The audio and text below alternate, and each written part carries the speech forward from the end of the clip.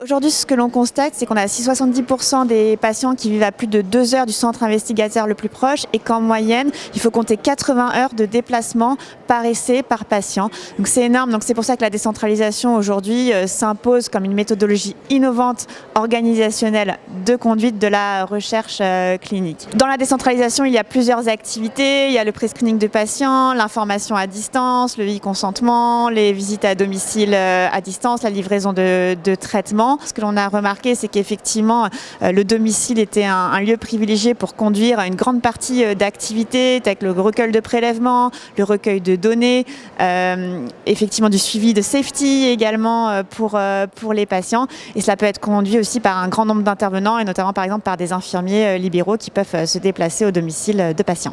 Alors pourquoi c'est important, notamment pour les entreprises du médicament en France? Nous développons majoritairement des essais cliniques en cancérologie et sur les maladies rares. Et donc en cancérologie, les essais cliniques sont parfois très longs, avec des durées de suivi très longues.